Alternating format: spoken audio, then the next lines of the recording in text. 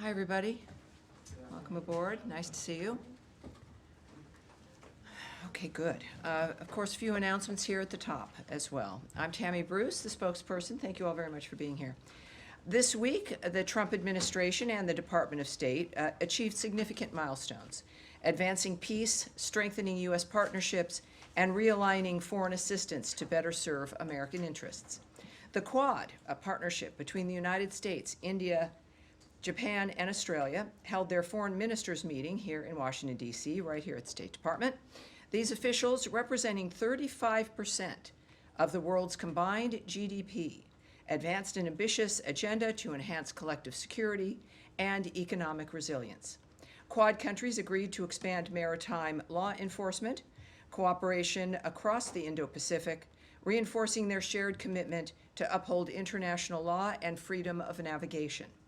They also launched the Quad Critical Minerals Initiative, a landmark effort to diversify and secure global supply chains in strategic sectors, ensuring our economies remain resilient against coercion.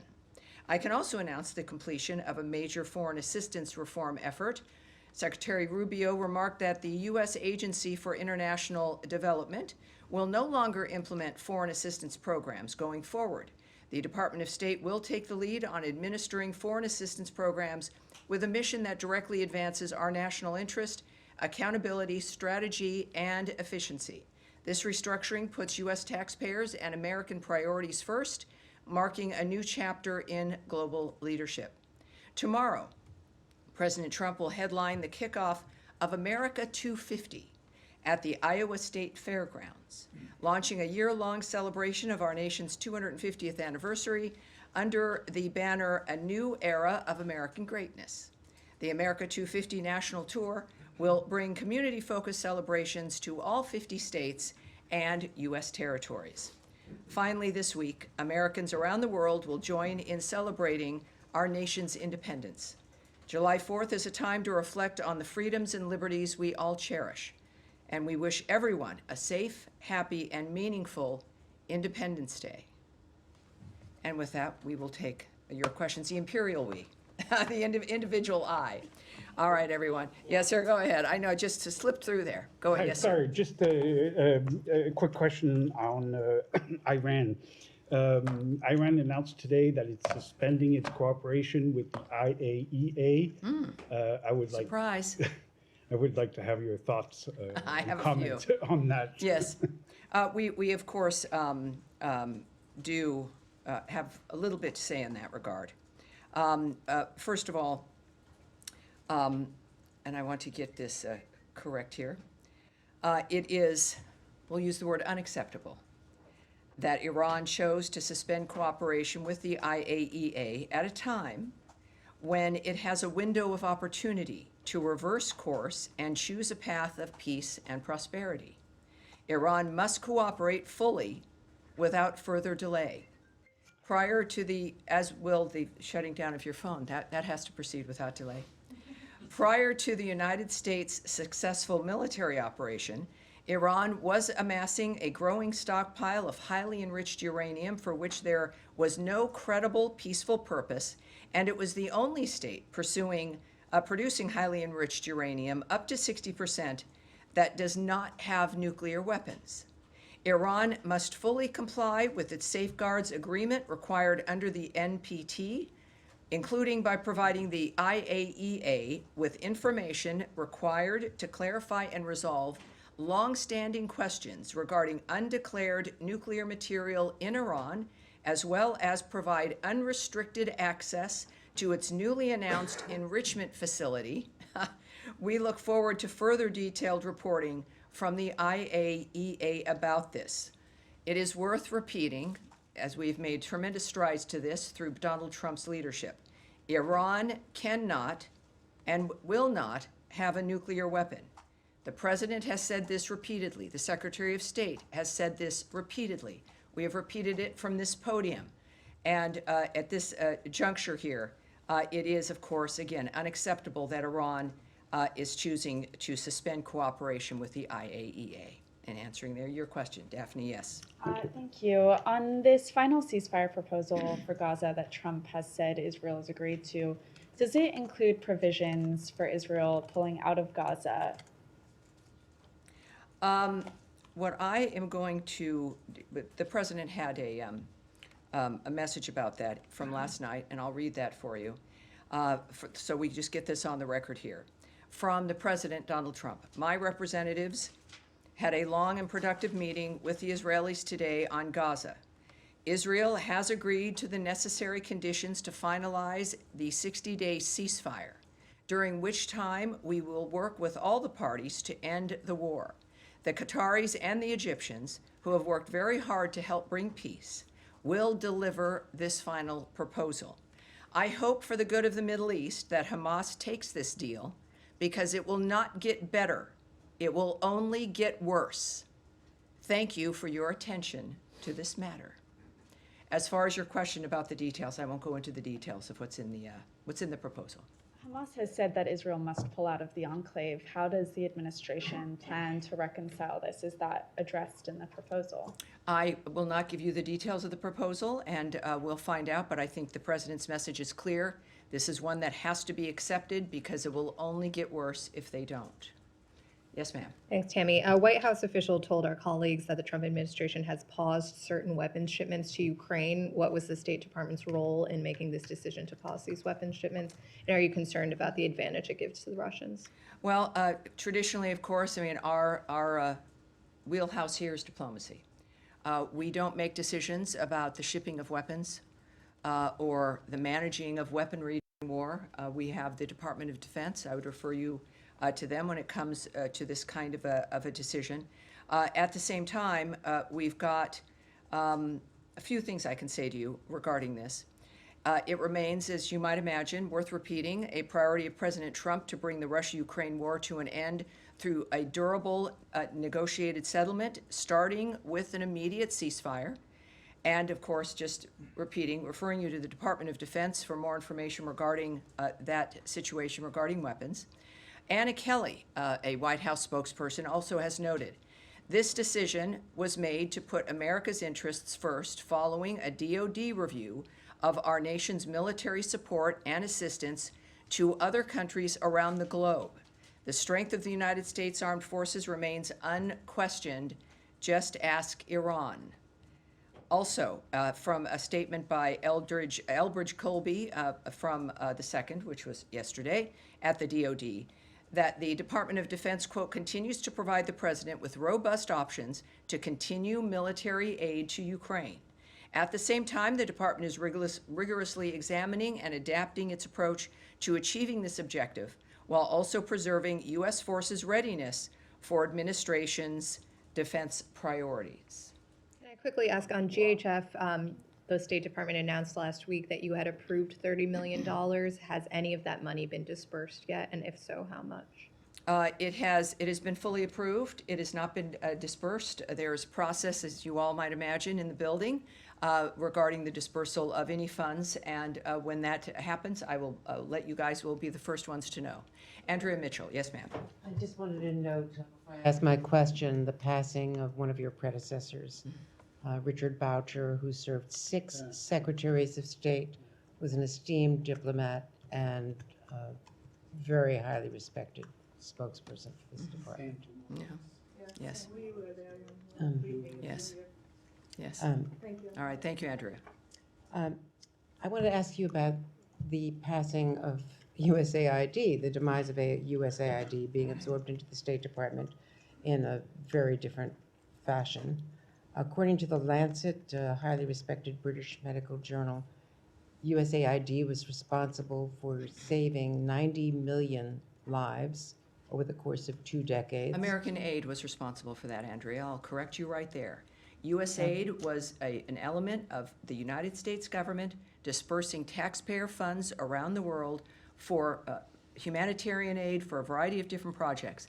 It was the United States government, and is, when it comes to the aid, not a department, but the nature of what this government, under various administrations, had approved. Let's keep that in mind. Can I continue? Yes, please do, but I wanted, it's something worth correcting. And former President Bush, who was responsible for PEPFAR,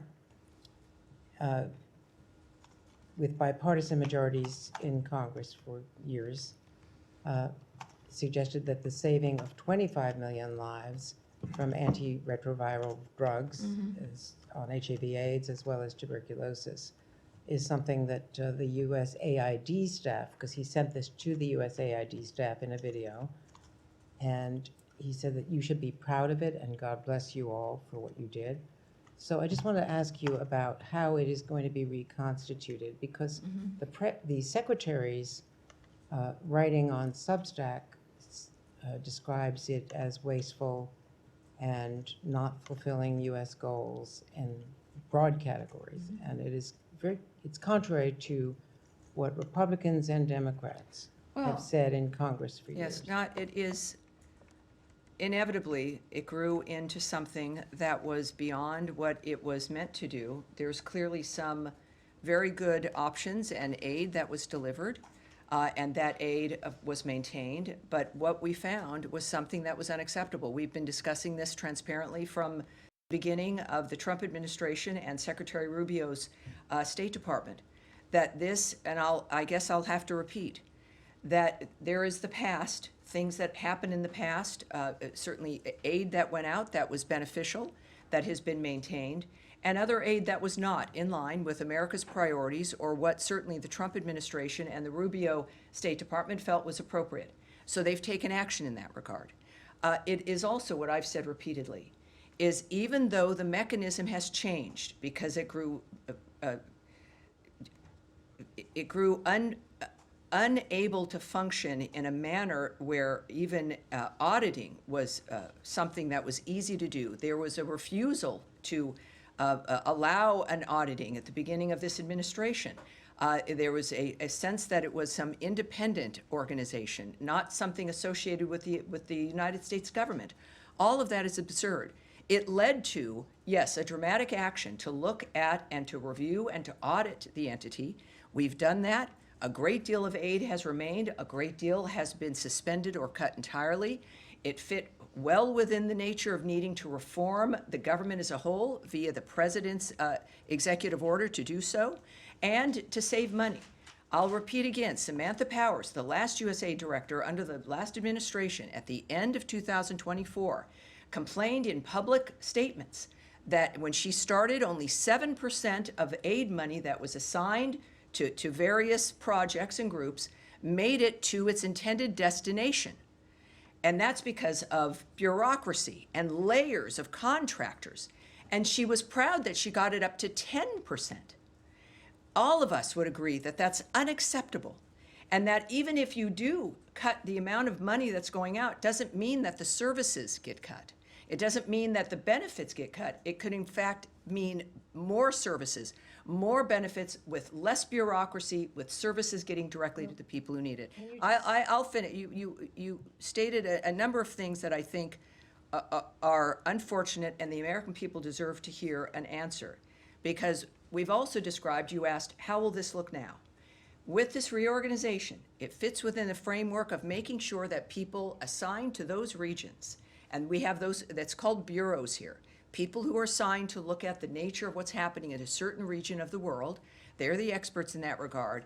That foreign assistance for that region will now sit with the bureau assigned to that region, as opposed to some massive bureaucracy not even housed in our building, dealing with countries and regions separately without dealing with the experts here who understand what those regions might need. It will be more efficient. It will be more effective.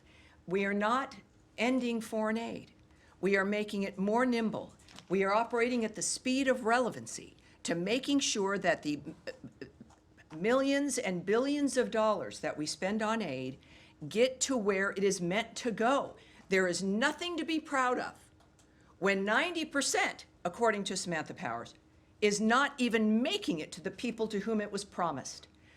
These are promises. Donald Trump makes promises and he keeps them. Promises made, promises kept.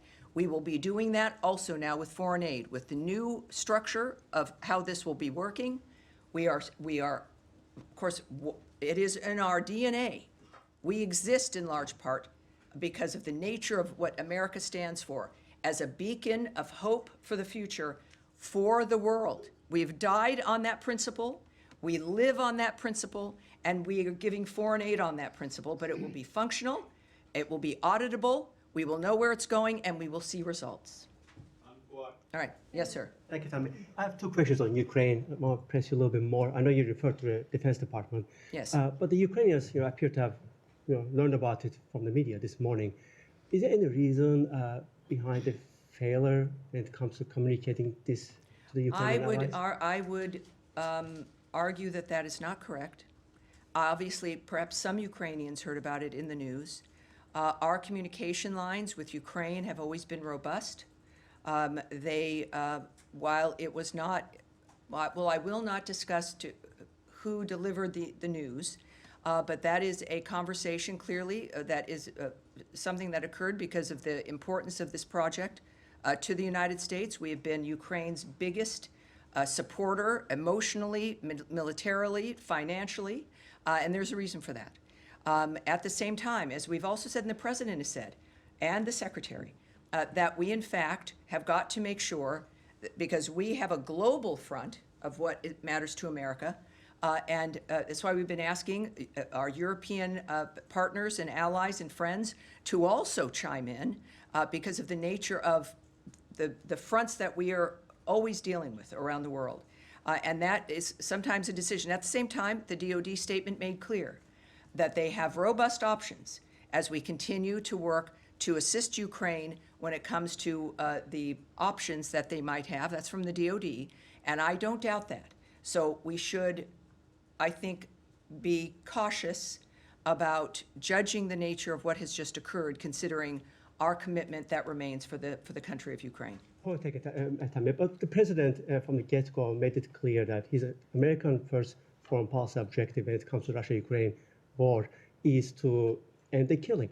And these are defensive weapons that Ukraine needs that for that very reason, to end the killing of Ukrainians by the Russians. How do you square that circle? Well, it's not, one doesn't need to complete the circle or square it. Our commitment hasn't changed.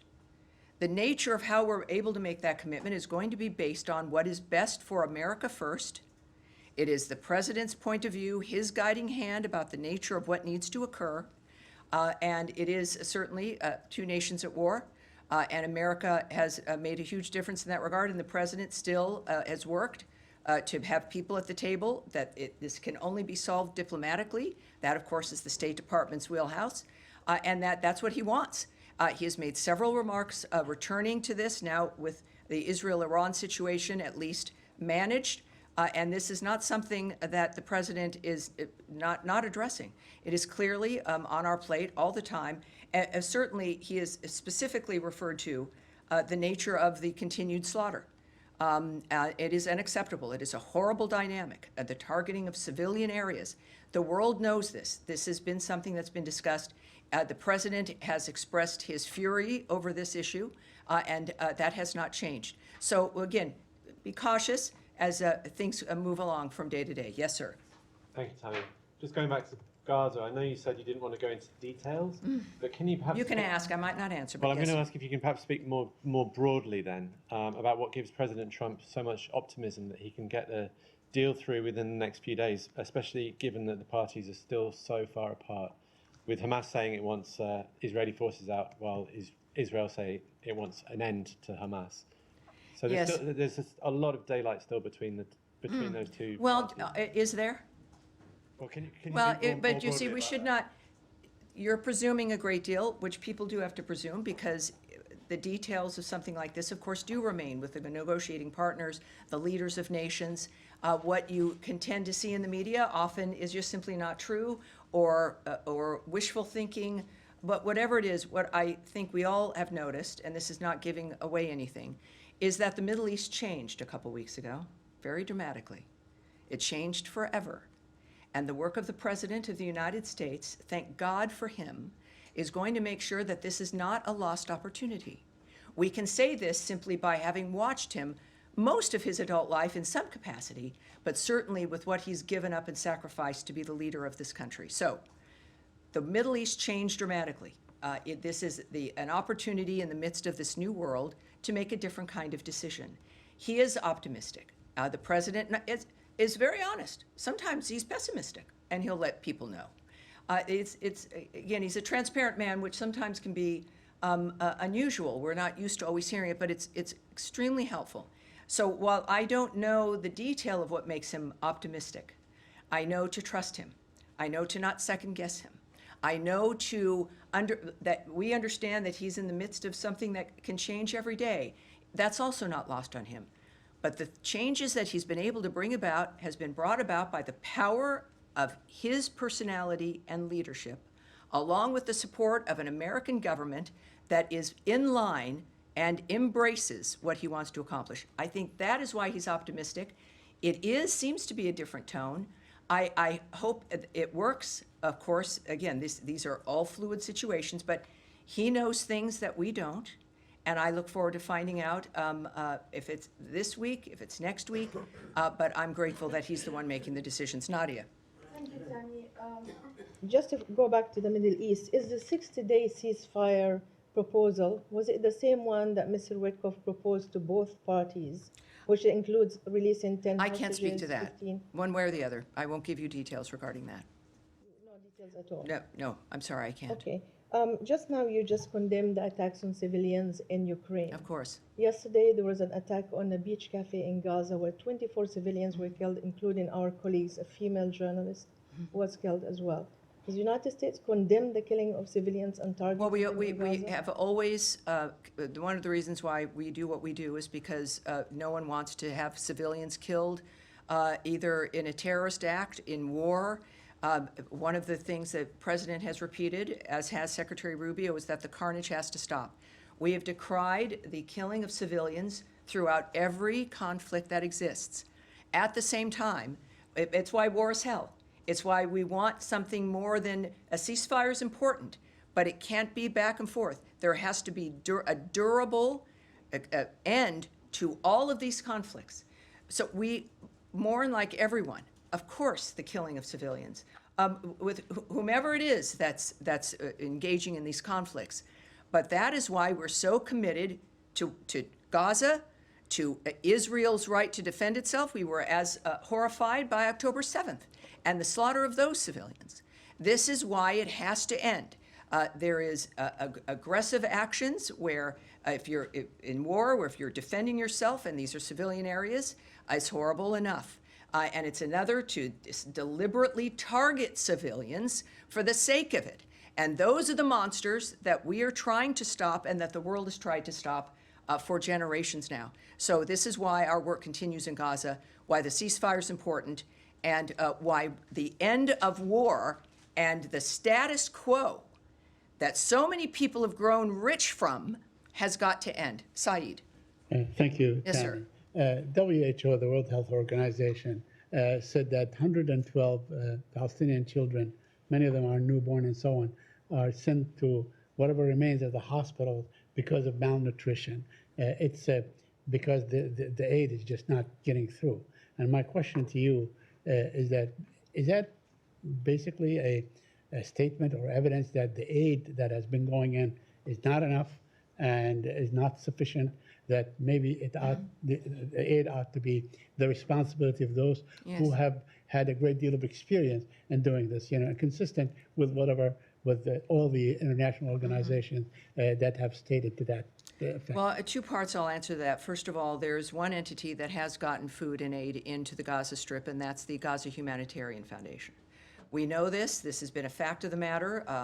And that's, I think we're now up to 56 million meals distributed. So it's still within a war zone. We had a ceasefire that Hamas broke. I would say on the other issue, when it comes to the horribleness of what happens in a war zone, in this case in Gaza, it is occurring because Hamas refuses. It broke a ceasefire on October 7th. It broke another ceasefire that was attained for the Gaza Strip. It is now refusing, at least up to this point, prior to the change in the Middle East, to continue to agree to another ceasefire. They maintain their firearms. They are maintaining hostages, people they've kidnapped. And so, yes, it is horrible, and it's something that we are working to stop. But I would say regarding aid, we'll just make an admission here. It will never be enough. There will never be enough aid going into a war zone. There will, no matter how many depots the GHF, the Gaza Humanitarian Foundation, sets up, it will not be enough, because the only way you have a normal life with enough aid and enough food and it being able to live your normal life is in an area that is not at war or being held hostage by a terrorist group. So to attempt to normalize the environment that is under this horrible cloud of terroristic monsterism, of the slaughter of innocent people, the using of people as human shields, the using of hospitals as a cover for your operations, the using of schools as a cover for your operations. It is obscene. It is inhuman. So it will, what we do in the midst of that environment will never be enough. And it is a key, though, to unlocking a door, to get to a point where you can have a ceasefire, assisting those who are held hostage by the terrorists, and being able to get to a point where you actually have a ceasefire, removing those who do not abide by the ceasefire, and then begin to build a genuinely different future for the people in that area. What a concept. So we do our best. We know it will never be enough, because the situation is obscene and unusual and unnatural. But we will do it until we also then move to change that situation for the better. Back to you, and then to you, sir.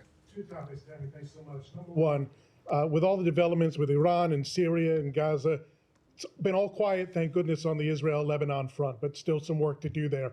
What are the challenges that remain at this point in disarming Hezbollah and in enforcing Resolution 1701? Well, I would direct you to the Israeli government in that regard. I think the thing that has changed the Middle East beyond, of course, the damage to the destruction, the obliteration of Iran's nuclear facilities, is the personality and power that is exhibited by Donald Trump and what he is willing to do, what the American government and military is capable of, and as a reflection of our genuine commitment for change, after exhausting all diplomatic options, is that he will do what else is necessary to achieve peace. That is something as a message to the entire Middle East, including to our allies, and to those who have stepped up as an example regarding the Gaza Strip, the regional partners there willing to step in and help make a difference for the future there. So the biggest issue, and again, for specifics, you'd have to speak to the Israeli government, but for us, we made that decision last year in November without knowing how it would need to be applied, but it's also because of the American people that we're able to send this message to the world that we are still here, we are still the team you can count on. America matters, we know it, and we're going to defend our country, which is what it needs to exist in order to have this hope for the future. All right, yes, Eric. Thank you, Tammy. Wanted to ask about, I understand the decision on which weapons to provide to Ukraine being one taken at the Pentagon, but from a diplomacy standpoint, does pausing the weapon deliveries for Ukraine make it more difficult to get Russia to come to the table in terms of a peace agreement or a ceasefire because it somehow relieves potential pressure on them? It's a very good question, but it's good that it's not going to be a factor because we haven't paused sending weapons to Ukraine. This is one aspect, one situation, one event that has been changed. As you heard from the DoD, there are multiple robust other options and efforts regarding the Ukrainian situation with weapons. Again, I don't speak for the DoD. I can only refer to their statement and to what they've stated very bluntly.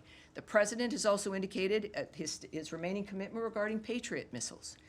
This is not, I will reinforce this is not a cessation of us assisting Ukraine or of providing weapons. This is one event in one situation, and we'll discuss what else comes up in the future, but be wary of painting too broad a brush there. All right. And another, sorry. One more. You just a few minutes ago put out a statement about about Secretary Rubio's phone call with the Foreign Minister of Mexico, Juan Ramon de la Fuente, in which they spoke about issues relating to transnational crime, terrorist organizations, of which the Mexican cartels were declared on in the first days of this administration. We were busy. We were busy. Yes. I was wondering if you could talk about the importance of the relationship with Mexico, but in particular the designation by the Treasury Department of Mexican banks that were involved in money laundering, and whether that was part of the discussion between the secretary and his counterpart. Well, other than what was on the readout, and for the Americans watching this, you too can see the reports of phone calls and meetings that we have. We put out things called readouts, which give some detail of a phone call. Not everything, it's not a transcript, but you can go to state.gov, here I go, and you can subscribe. And you have a lot of different options. You can get statements by the secretary, you can get schedules, you can get just all kinds of things, and I encourage everyone to do that. But I would say that it's clear that we have an excellent relationship with Mexico. We have, and they've been very helpful regarding the border.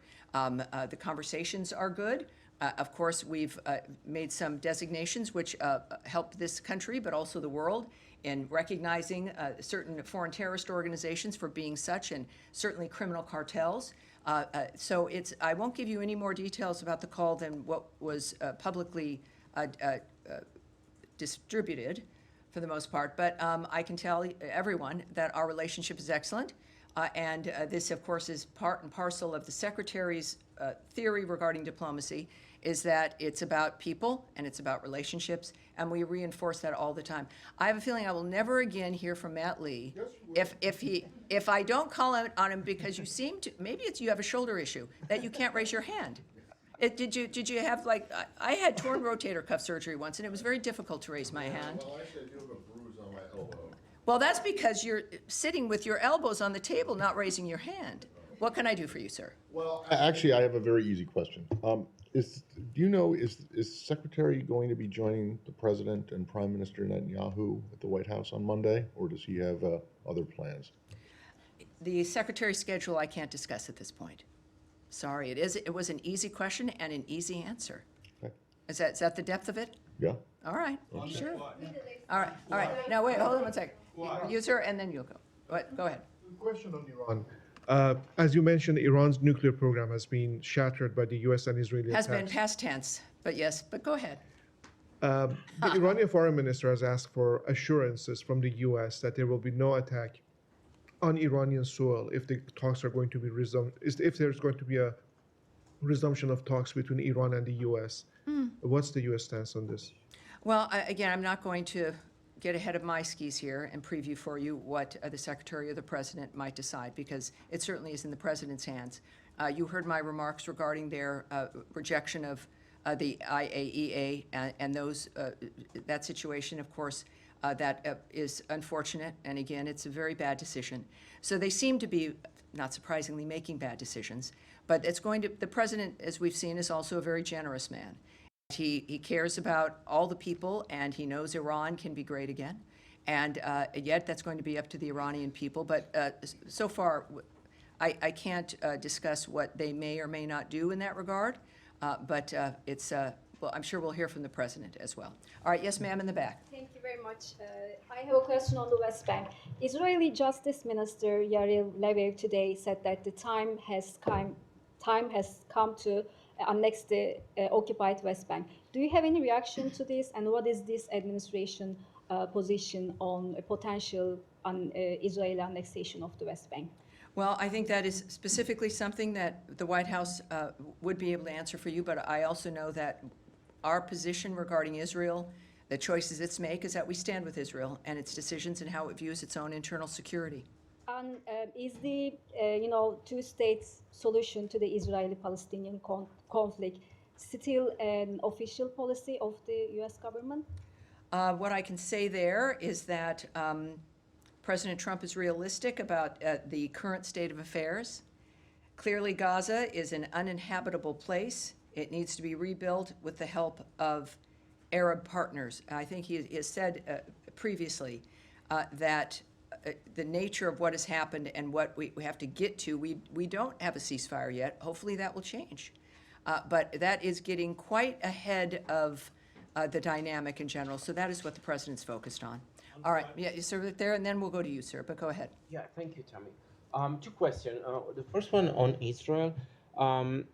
Is this department or the U.S. government trying to have any direct talks to Hamas, or just going through the Qatari and the Egyptians?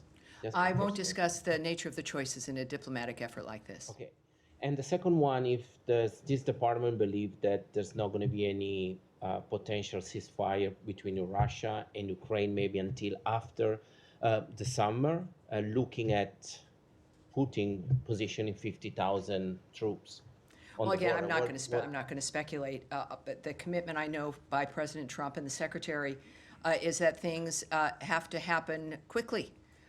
We've seen deadlines set. We've seen statements regarding waiting weeks versus days for the parties to do some, certainly for Russia to give an indication whether it was serious or not. So we are not an administration, obviously, that is going to let things go for months or a year. But I certainly am not going to speculate on what the timeline might be for a ceasefire, which the president stays focused on. Thank you. All right, and you, sir, in the beige jacket. Yes, sir. Thank you. How does the State Department interpret Iraqi Prime Minister statement that disagreements between Baghdad and Washington could undermine the relationship between both sides? And can you comment We're on? going to have to take that. We're going to have to take that back. But go ahead for a second one. Can you comment on reports that Iraq has moved to accelerate a radar system deal with South Korea in light of recent regional developments? We're going to take that back as well, if you don't mind, sir. When we say, again, for Americans watching, when we take something back, we get an answer for that reporter, and we get the answer right back to you, sir. And we will do that for sure. All right, yes, go ahead. Thanks, Tammy. I just want to come back to USAID, given that the official closure of it happened this week. Sure. Will state or the administration be releasing a breakdown of how much it has cost to shut down USAID for the taxpayer to be able to see that? For example, how much does it cost to bring some 2,000 USAID officers back from the field to the US, including their family members? How much does it cost to do payment settlements for contracts and grants? How much does it cost to sever local staff? I love that there's now questions about how much things cost. No, We're but not used to those kinds of questions. I don't direct the nature of the choices that are made about what's conveyed, but I think that what obviously has underlied all of this and what we know when it comes to the saving of money is that we are saving Americans a lot of money. And I know it's going to be in the interest, as I will argue, to share with the American people, and we tend to share how much money we're saving them. Now, in the midst of us doing our work, there's also expenditures. There always is. So it costs money to run this building, as we are also saving money in other ways with things that were wasteful programs. So we will, certainly the American people will see the results of the fruitfulness of this work. Will that part be public or not? Well, I think certainly as they've been public in the past, certainly the Trump administration is public about money that's already been saved through a variety of work, including DOJ's work. I don't know how that will look, and I'm not going to get ahead of that, but I would think that, yes, obviously they're going to be proud of the nature of the money that is saved, and in order to make sure the American people know what that effort has gotten to us. Yes, ma'am, in the pink. Two questions. First question about the aid delivery to Gaza. Since there were so many Palestinians killed or injured during getting this, is GHF looking at all into another dynamic, another way to deliver aid into Gaza? And the second question, President Trump said many times that he has another vision for the Middle East. He wants a permanent solution for Gaza. This is a deal for 60 days. Could we look at this as he's laying the ground for a permanent ceasefire in Gaza, or is this just another attempt? What he does because he expects it to work and it leads to what he wants to accomplish. This is, in any dynamic, and certainly in this framework, as we've even said about Russia and Ukraine, you can't discuss anything else until the shooting stops. You can't discuss what the peace will look like until you stop killing people. That's clearly, I think, a very basic dynamic.